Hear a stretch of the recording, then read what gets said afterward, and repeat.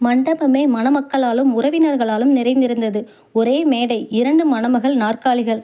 பட்டுப் புடவையில் தேவதை போல் அமர்ந்திருந்தாள் தங்கை இலக்கியா. MBA படித்துவிட்டு சென்னையில் நல்ல வேலையில் இருக்கும் கர்வமும் தன் பிடிவாதத்தால் இந்த திருமணம் நடக்கிறது என்ற பெருமிதமும் அவள் முகத்தில் இருந்தது. அவளுக்கு பக்கத்தில் சென்னை தொழிலதிபர் கார்த்திக் கம்பீரமாக அமர்ந்திருந்தான். அவள் பக்கத்தில் அமர்ந்திருந்த அக்கா ரேணுகாவின் முகம் கலங்கி இருந்தது. 8ஆம் வகுப்போடு படிப்பு நின்றதால் வந்த வரன்கள் எல்லாம் தட்டி கழித்து கடைசியில் தங்கை இலக்கியாவின் பிடிவாதத்திற்காக அவசரமாக பார்த்த மாப்பிள்ளைதான் சக்தி. ஒரு சிறிய மெக்கானிக் ஷாப் வைத்திருக்கும் சாதாரண இளைஞன். முகூர்த்த நேரம் வந்தது. மங்கள வாத்தியங்கள் முழங்க கார்த்திக் இலக்கியாவின் கழுத்தில் 3 முடிச்சிட்டான். அடுத்த சில நொடிகளில் ரேணுகாவின் கழுத்தில் தாலியை கட்டினான் சக்தி. அனைவரும் அச்சதை தூவினர். தங்கை இலக்கியா தன் கணவன் கார்த்திக்கின் கைகளை பிடித்து கொண்டு புன்னகைத்தாள். ஆனால் ரேணுகா தன் கழுத்தில் ஏறிய தாலியை தொட்டு பார்த்தபடி தன் கண்ணீரை யாருக்கும் தெரியாமல் துடைத்து கொண்டாள். அவளது கணவன் சக்தி அவளது கலங்கிய கண்களை பார்த்துவிட்டு அமைதியாக தலையை குனிந்து கொண்டான்.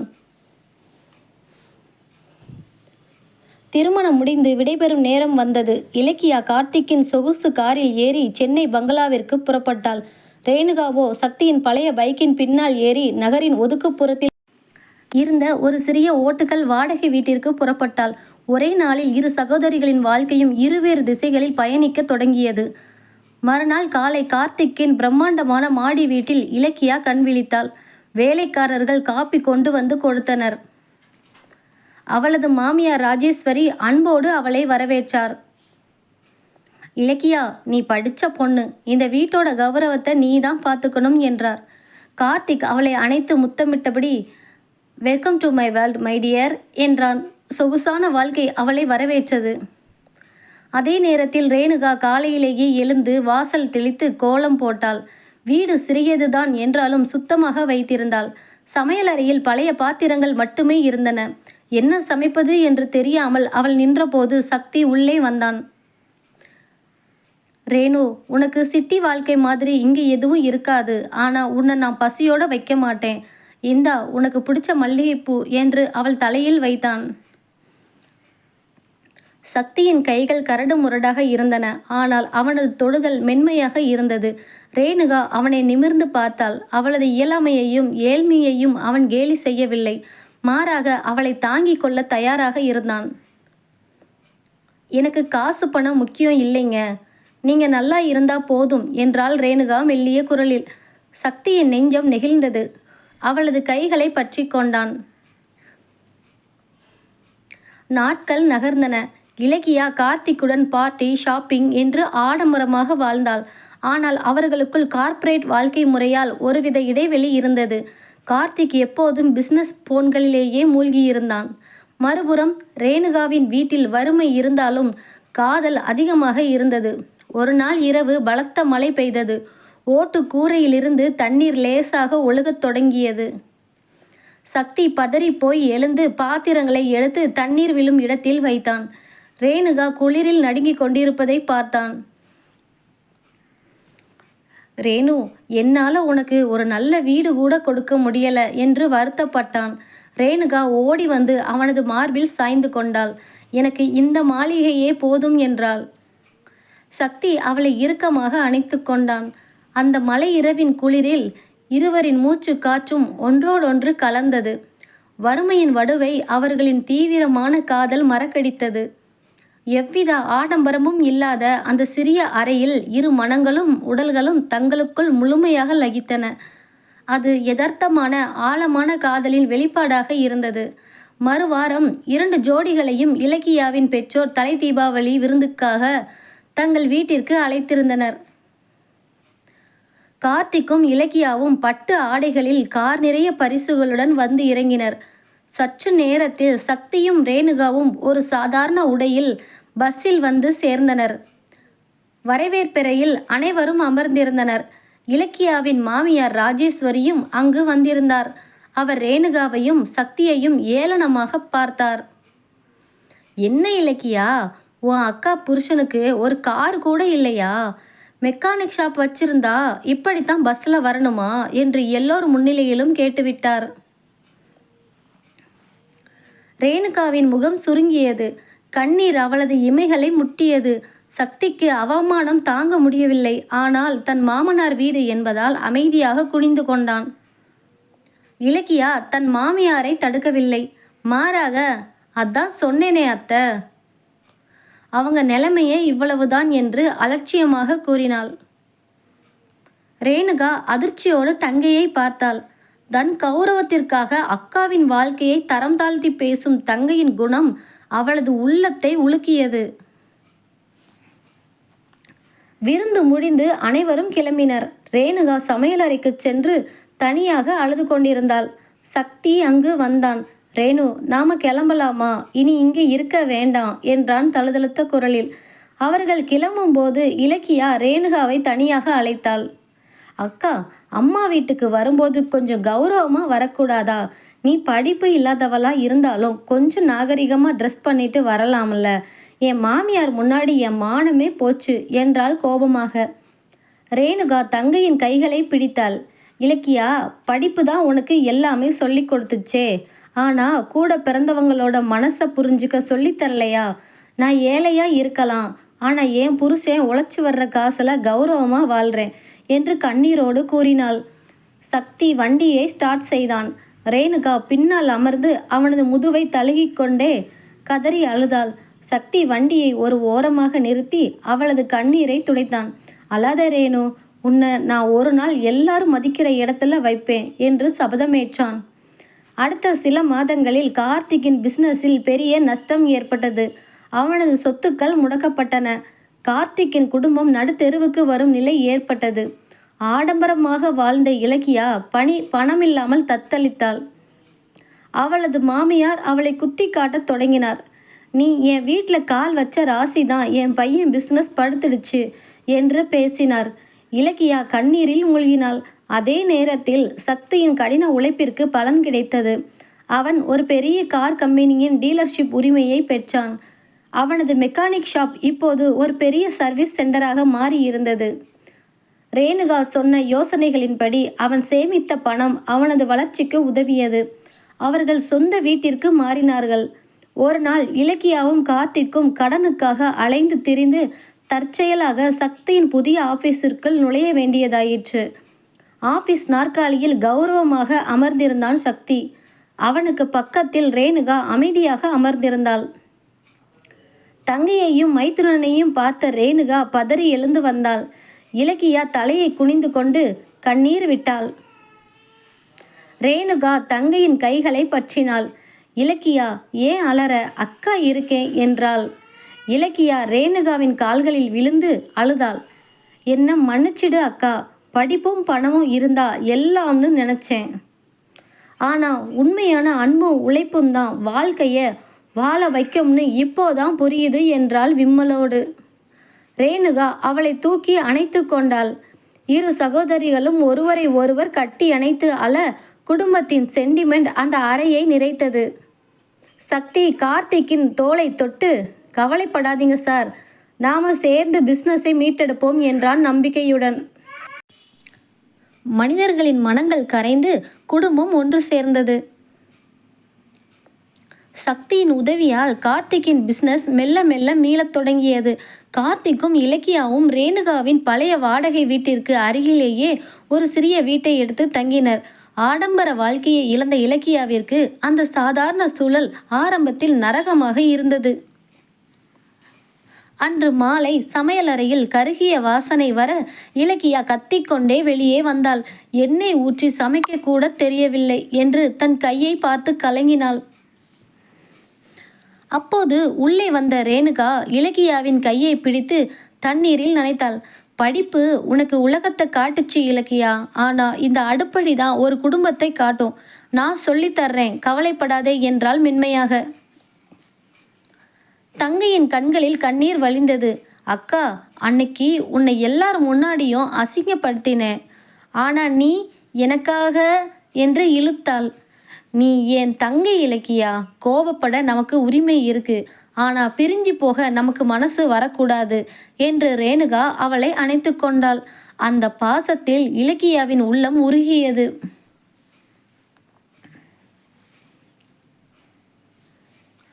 அன்று இரவு பயங்கரமான இடி மின்னலுடன் மழை பெய்தது. சக்தியின் புதிய வீட்டில் ரேணுகா ஜன்னல் கதவுகளை மூடிக்கொண்டிருந்தாள். அப்போது பின்னால் வந்த சக்தி அவளது இடுப்பை தன் பலமான கைகளால் வளைத்து பற்றினான். ரேணுகா சிலிர்த்து போய், என்னங்க, யாராவது பார்க்க போறாங்க என்று வெக்கப்பட்டாள். யார் பார்ப்பாங்க? இது நம்ம வீடு, ஏன் பொண்டாட்டி என்று அவளது கழுத்தில் தன் முகத்தை புதைத்தான் சக்தி. அவனது கரடு முரடான கைகளின் தீண்டல் அவளுக்குள் ஒரு புதிய சிலிர்ப்பை ஏற்படுத்தியது. நாம கஷ்டப்பட்டப்போ இந்த மலை நமக்கு பயத்தை தந்துச்சு ரேணு, ஆனா இன்னைக்கு உன் கூட இருக்கிற சுகத்தை தருது என்று அவளது முகத்தை நிமிர்த்தினான். ரேணுகா அவனது கண்களை நேராக பார்த்தாள். அந்த பார்வையில் நன்றியும் எல்லையற்ற காதலும் கலந்திருந்தது. அவனது உதடுகள் அவளது நெற்றியில் பதிந்து மெல்ல கீழே இறங்கின. வறுமையை கடந்து வந்த அந்த இரு மனங்களும் அந்த மலை இரவில் காதலின் உச்சக்கட்ட நெருக்கத்தை அணு அணுவாக ரசித்தன. மறுபுறம் அதே மலை இரவில் இலக்கியாவின் சிறிய வீட்டில் மின்சாரம் தடைப்பட்டது. மெழுகுவத்தி வெளிச்சத்தில் கார்த்திக் தன் லேப்டாப்பில் கணக்கு வழக்குகளை பார்த்து கொண்டிருந்தான். அவனது முகம் சோர்வாக இருந்தது. இலக்கியா அவனுக்கு ஒரு டம்ளர் சுடுதண்ணீர் கொண்டு வந்து கொடுத்தாள். ரொம்ப டயர்டா இருக்கீங்களா என்று அவன் தோள்களை பிடித்து விட்டாள். கார்த்திக் அவளது கையை பிடித்து இழுத்து தன் மடியில் அமர வைத்து கொண்டான். சாரி இலக்கியா, உன்னை ராணி மாதிரி வச்சுக்கணும்னு நினச்சேன், ஆனா இப்போ இப்படி என்றான் கவலையோடு. இலக்கியா அவனது உதடுகளில் தன் விரலை வைத்தாள். பணம் போனது நல்லது தாங்க, அப்போதான் பிஸ்னஸை தாண்டி எனக்குன்னு ஒரு புருஷன் இருக்காருன்னு புரியுது. இந்த ஏழ்மை எனக்கு உங்களை இன்னும் நெருக்கமாயிருக்கு என்று அவனது மார்பில் சாய்ந்தாள். கார்த்திக் அவளை இறுக்கமாக அணைத்து அவளது இதழ்களில் முத்தமிட்டான். ஆடம்பர பார்ட்டிகளில் கிடைக்காத நிம்மதியும் காதலும் அந்த சிறிய இருட்டு அறையில் அவர்களுக்குள் மலர்ந்தது. சில வாரங்களுக்கு பிறகு சக்தியும் கார்த்திக்கும் இணைந்து நடத்திய புதிய கார் ஷோரூம் திறப்பு விழா வந்தது. மீடியாக்கள், விஐபிக்கள் என பெரிய கூட்டமே கூடியிருந்தது. விழா மேடையில் குத்துவிளக்கு ஏற்றும் நேரம் வந்தது. கார்த்திக்கின் அம்மா ராஜேஸ்வரி, என் பையன் கார்த்திக் தான் முதல்ல விளக்கேற்றணும் என்று முன்னால் வந்தார். ஆனால் கார்த்திக் அவரை தடுத்து சக்தியின் கையை பிடித்தான். அம்மா, இந்த கார்த்திக் இன்னைக்கு உயிரோடு நிற்கிறதுக்கு காரணமே சக்தி தான். அவரும் அவரோட மனைவி ரேணுகாவும் தான் முதல்ல விளக்கேற்றணும் என்றான் உறுதியாக. ராஜேஸ்வரி அதிர்ச்சியோடு நின்றார். ரேணுகா தயங்கி நிற்க இலக்கியா ஓடி வந்து அக்காவின் கையை பிடித்து மேடைக்கு அழைத்து சென்றாள். அக்கா, நீங்க தான் இந்த குடும்பத்தோட மகாலட்சுமி, நீங்க தான் ஏத்தணும் என்றாள் பெருமையோடு.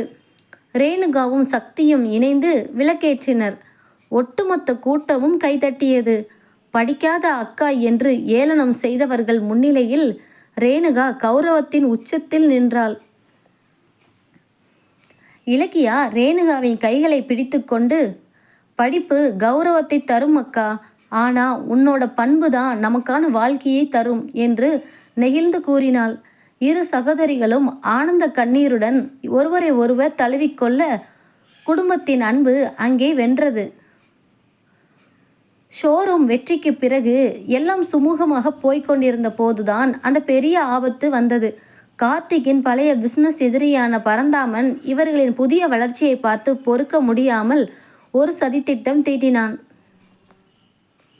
மறுநாள் காலை அதிரடியாக ஷோரூமிற்குள் நுழைந்த வருமான வரித்துறை அதிகாரிகள் மொத்த ஆபீஸையும் தங்கள் கட்டுப்பாட்டிற்குள் கொண்டு வந்தனர்.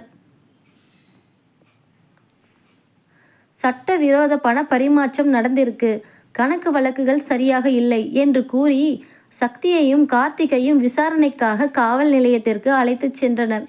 பரந்தாமன் பின்னணியில் இருந்து கொடுத்த பொய் புகாரால் இருவரின் கௌரவமும் நடுத்தெருவுக்கு வந்தது. செய்தி கேட்டு இலக்கியாவும் ரேணுகாவும் பதறிப்போய் காவல் நிலையத்திற்கு ஓடி வந்தனர். கணவர்கள் இருவரும் லாக்கப்பில் அமர வைக்கப்பட்டிருப்பதை பார்த்த இலக்கியா தன் படிப்பறிவையும் தைரியத்தையும் கையில் எடுத்தாள். அக்கா, நீங்க கவலைப்படாதீங்க, கார்த்திக்கும் மச்சானும் எந்த தப்பும் பண்ணல, சட்டப்படி இதை எப்படி எதிர்கொள்ளணும்னு எனக்கு தெரியும் என்று கூறி உடனடியாக தன் சென்னை நண்பர்கள் மற்றும் வழக்கறிஞர்களை தொடர்பு கொண்டு ஆதாரங்களை திரட்டத் தொடங்கினாள்.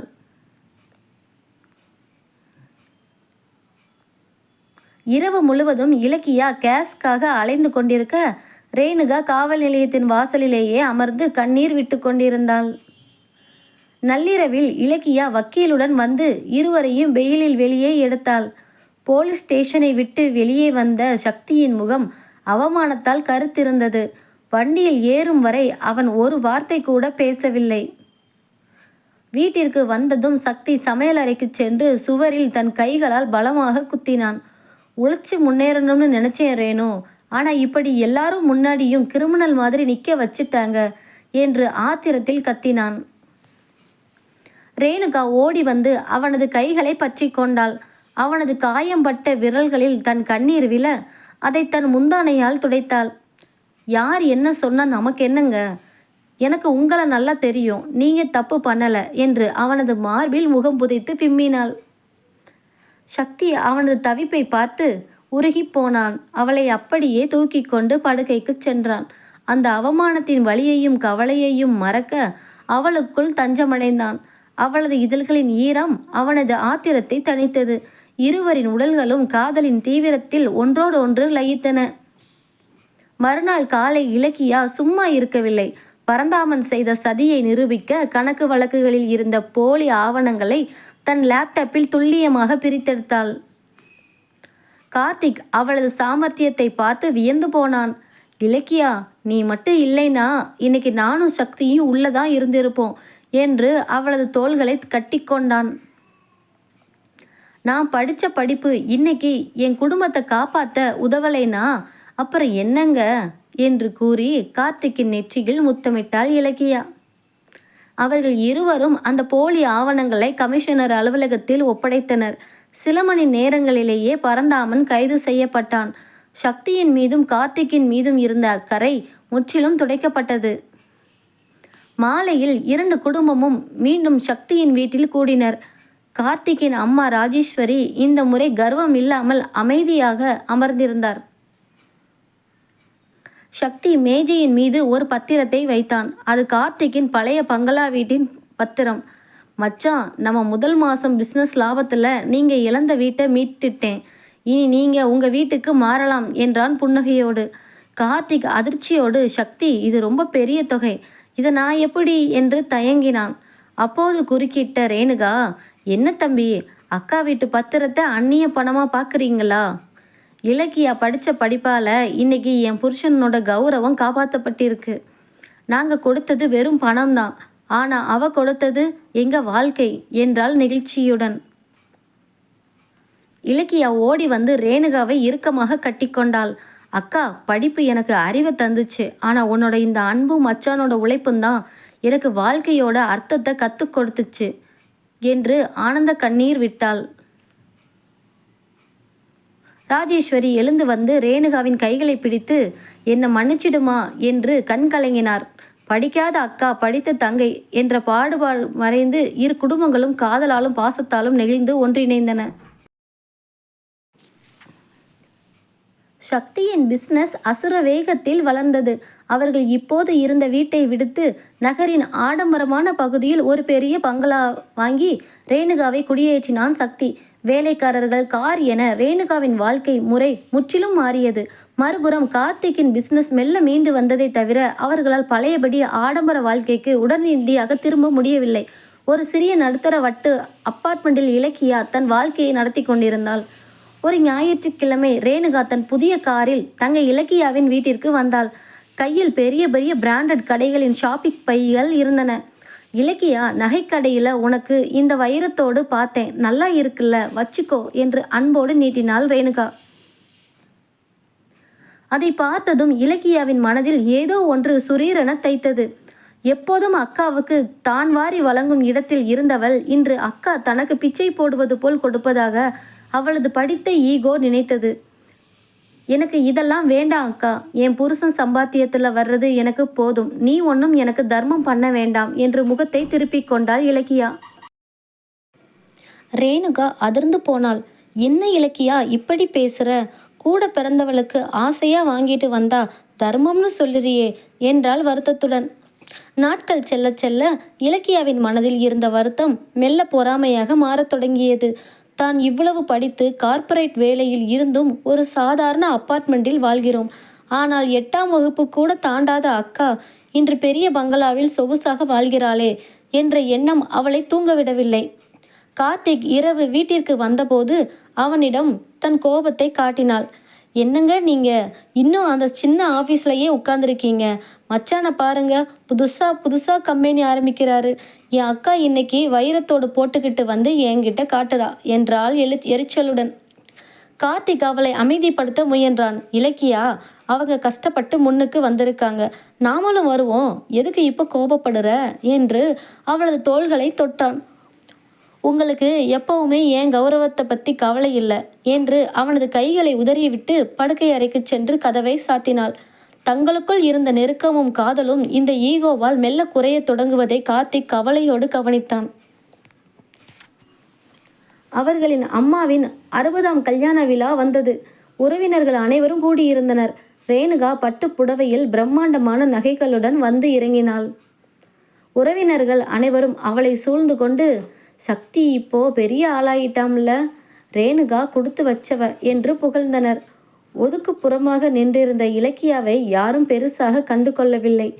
சாப்பிடும் இடத்தில் ரேணுகா இலக்கியாவின் தட்டில் ஒரு இனிப்பை வைக்க போனாள்.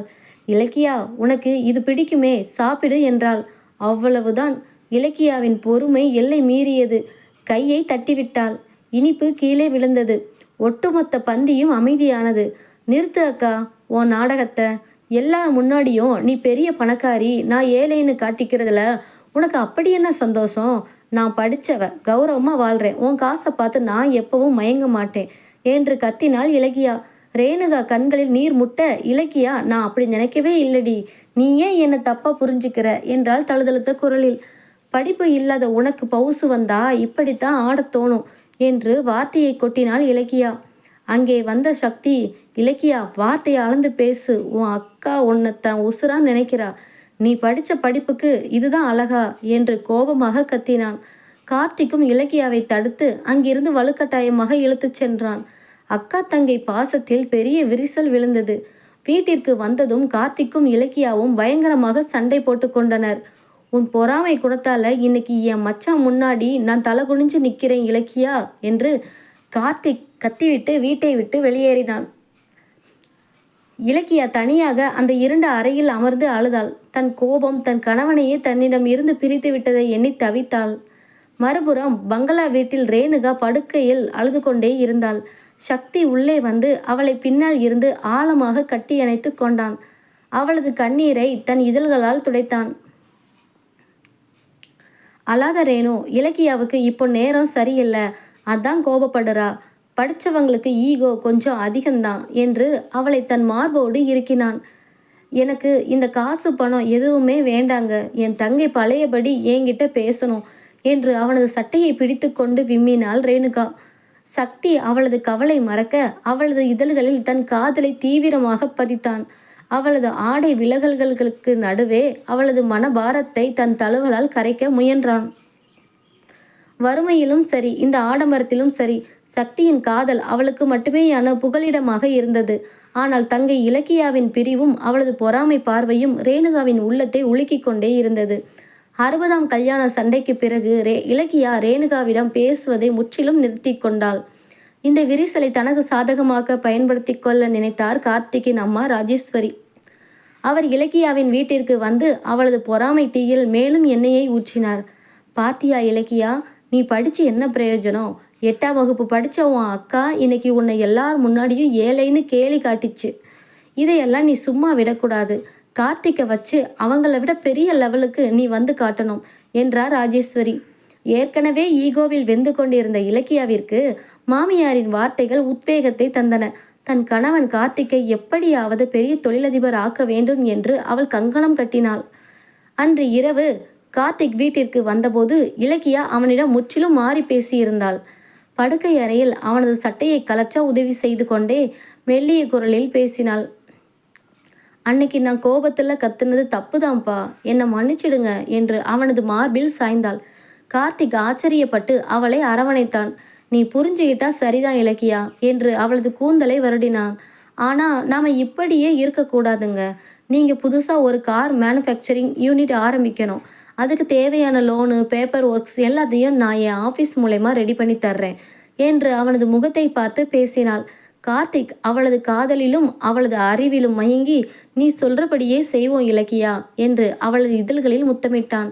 ஆனால் அந்த முத்தத்திற்கு பின்னால் அக்காவுக்கு போட்டியாக வளர வேண்டும் என்ற இலக்கியாவின் வெறி மட்டுமே ஒளிந்திருந்தது. அடுத்த சில மாதங்களில் இலக்கியா தன் புத்தியை பயன்படுத்தி கார்த்திக்கிற்கு பெரிய முதலீடுகளை பெற்று தந்தாள். கார்த்திக்கின் புதிய கம்பெனி சக்தியின் கம்பெனிக்கு நேரடியாக போட்டியாக சந்தையில் இறங்கியது. பிசினஸ் டெண்டர்களில் சக்தியின் கம்பெனிக்கு வரவேண்டிய பல ஆர்டர்களை இலக்கியா தன் சாதுரியத்தால் கார்த்திக்கின் கம்பெனிக்கு திருப்பினாள். பிசினஸில் திடீர் சரிவு ஏற்படுவதைக் கண்டு சக்தி குழம்பினான்.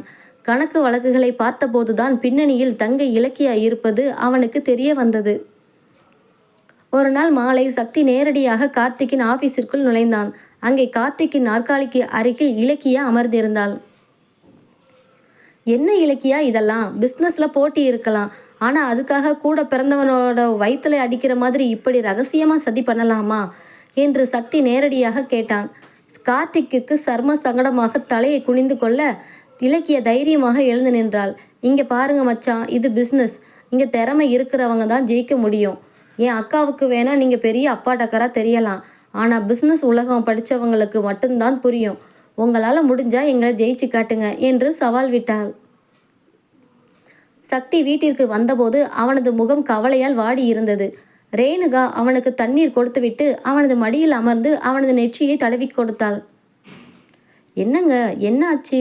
பிஸ்னஸில் ஏதும் பிரச்சனையா என்று கவலையோடு கேட்டாள்.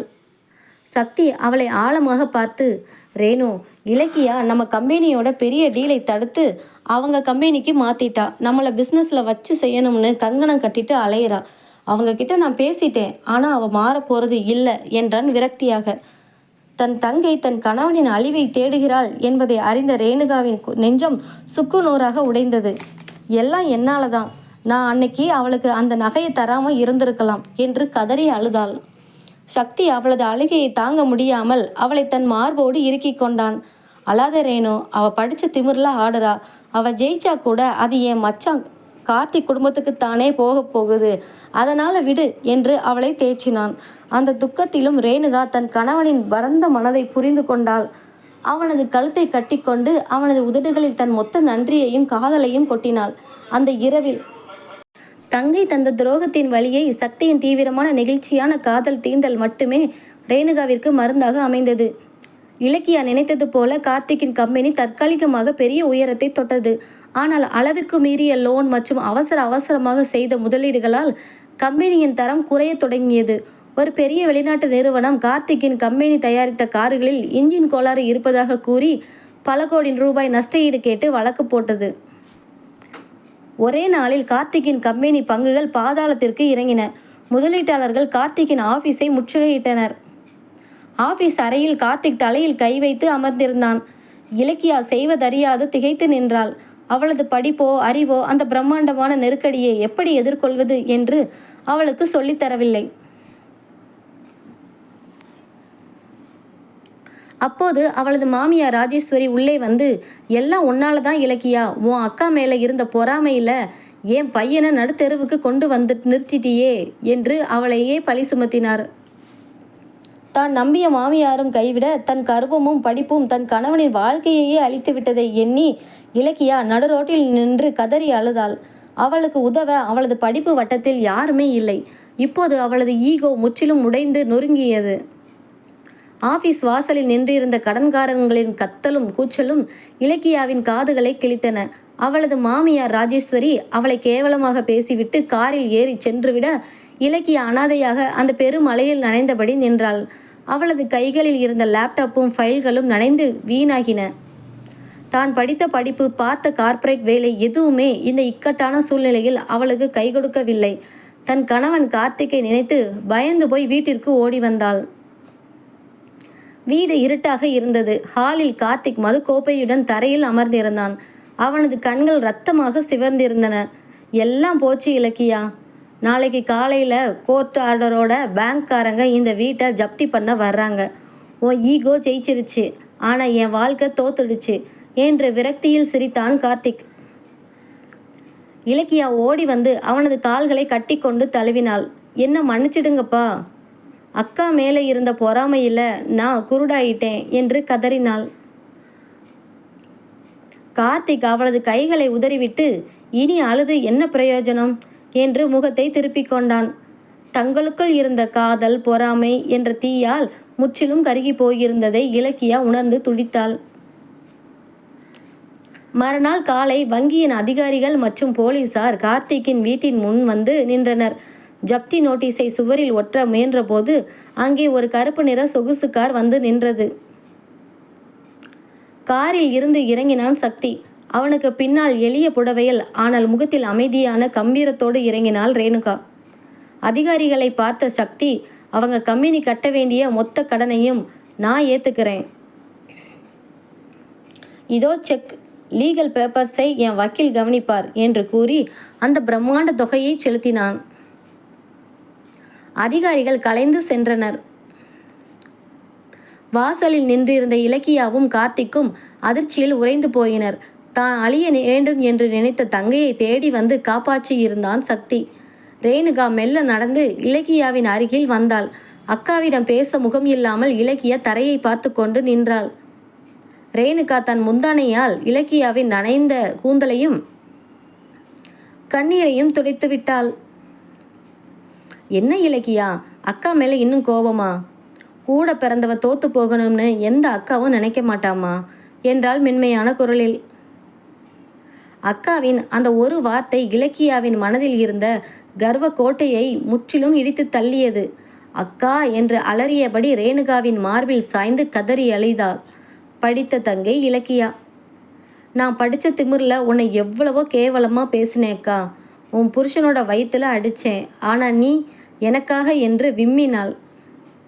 நீ படித்தவ இலக்கியா, உலகத்தோட போட்டி போட உனக்கு தெரியும். ஆனால் நான் படிக்காதவ, எனக்கு என் குடும்பத்தை மட்டும்தான் பார்க்க தெரியும். நீங்கள் நல்லா இருந்தால் எனக்கும் என் புருஷனுக்கும் அதுவே போதும் என்று ரேணுகா அவளை இறுக்கமாக அணைத்து கொண்டாள். கார்த்திக் கண்ணீருடன் சக்தியின் கைகளை பற்றி கொண்டான். என்னை மன்னிச்சிடு சக்தி, பிஸ்னஸ் போட்டியில் நானும் என் மனைவியும் தடம் மாறிட்டோம் என்றான். சக்தி அவனது தோள்களை தட்டி, அண்ணே, நாம் 2 பேரும் அண்ணன் தம்பி மாதிரி. இனி பழைய கதையை விடுங்க, நாம் 2 பேரும் சேர்ந்து புதுசாக பிஸ்னஸை ஆரம்பிப்போம் என்று நம்பிக்கையூட்டினான். பிரச்சனைகள் அனைத்தும் முடிந்து இரு குடும்பமும் மீண்டும் ஒன்றானது. கார்த்திக்கின் அம்மா ராஜேஸ்வரி தன் தவறை உணர்ந்து ரேணுகா மற்றும் இலக்கியாவை தன் இரு கண்களாக ஏற்றுக்கொண்டார். அன்று இரவு சக்தியின் பங்களா படுக்கையறையில் ரேணுகா ஜன்னல் வழியே நிலவை பார்த்து கொண்டிருந்தாள். மனபாரம் நீங்கியதால் அவளது முகம் பௌர்ணமி போல் பிரகாசித்தது. பின்னால் இருந்து வந்த சக்தி அவளது இடுப்பை தன் கரங்களால் வளைத்து அவளது தோளில் தன் முகத்தை புதைத்து கொண்டான்.